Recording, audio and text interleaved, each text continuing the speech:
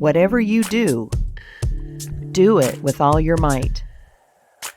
Work at it if necessary, early and late, in season and out of season, not leaving a stone unturned, and never deferring for a single hour that which can be done just as well now.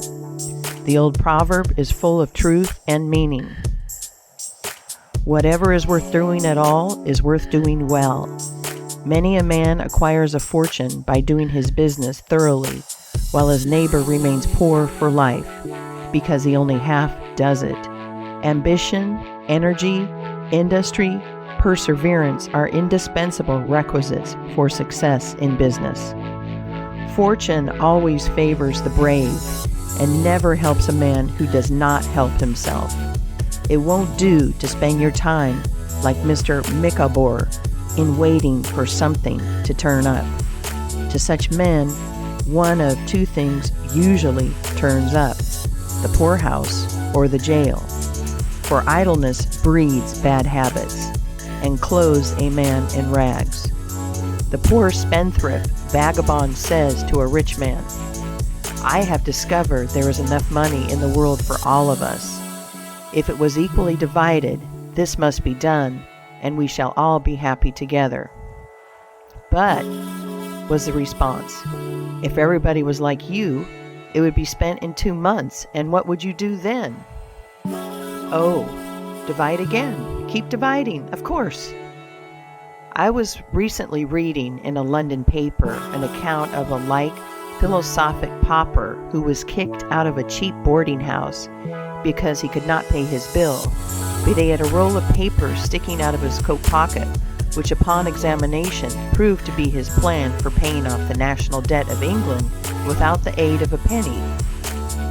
People have got to do as Cromwell said: not only trust in Providence, but keep the powder dry. Do your part of the work, or you cannot succeed. Mahomet, one night while encamping in the desert, overheard one of his fatigued followers remark, "I will lose my camel and trust it to God." "No, no, not so," said the prophet. "Tie thy camel and trust it to God. Do all you can for yourselves, and then trust to Providence or luck, or whatever you please to call it, for the rest." Depend upon your own personal exertions. The eye of the employer is often worth more than the hands of a dozen employees. In the nature of things, an agent cannot be so faithful to his employer as to himself. Many who are employers will call to mind instances where the best employee have overlooked important points, which could not have escaped their own observation as a proprietor. No man has a right to expect to succeed in life unless he understands his business, and nobody can understand his business thoroughly unless he learns it by personal application and experience. A man may be a manufacturer. He has got to learn the many details of his business personally. He will learn something every day, and he will find he will make mistakes nearly every day. And these very mistakes are helps to him in the way of experiences, if he but heeds them. He will be like the Yankee tin peddler who, having been cheated as to quality in the purchase of his merchandise, said, "All right, there's a little information to be gained every day. I will never be cheated in that way again." Thus, a man buys his experience, and it is the best kind if not purchased at too dear a rate. I hold that every man should, like Cuvier, the French naturalist, thoroughly know his business. So proficient was he in the study of natural history that you might bring to him the bone, or even a section of a bone of an animal, which he had never seen described, and, reasoning from analogy, he would be able to draw a picture of the object from which the bone had been taken. On one occasion his students attempted to deceive him. They rolled one of their number in a cowskin and put him under the professor's table as a new specimen. When the philosopher came into the room, some of the students asked him what animal it was. Suddenly the animal said, "I am the devil, and I am going to eat you." It was but natural that Cuvier should desire to classify this creature, and examining it intently, he said, "Divided hoof, graminivorous, It cannot be done. He knew that an animal with a split hoof must live upon grass and grain or other kind of vegetation, and would not be inclined to eat flesh, dead or alive, so he considered himself perfectly safe. The possession of a perfect knowledge of your business is an absolute necessity in order to ensure success. Among the maxims of the elder, Rothschild was one, all-apparent paradox. Be cautious and bold. This seems to be a contradiction in terms, but it is not, and there is great wisdom in the maxim. It is in fact a condensed statement of what I have already said.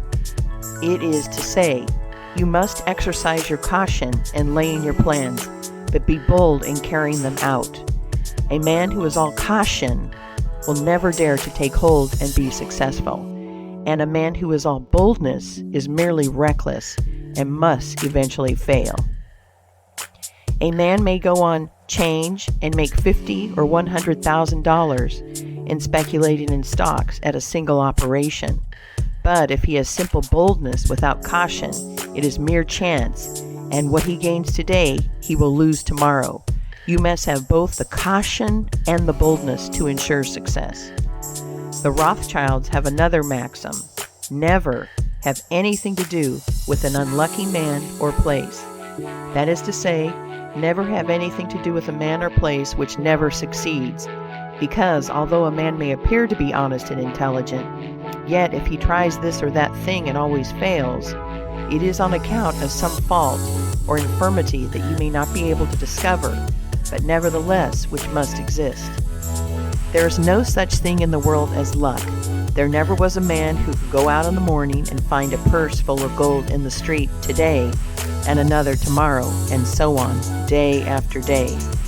He may do so once in his life, but so far as mere luck is concerned, he is as liable to lose it as to find it. Like causes produce like effects. If a man adopts the proper methods to be successful, luck will not prevent him. If he does not succeed, there are reasons for it, although perhaps he may not be able to see them.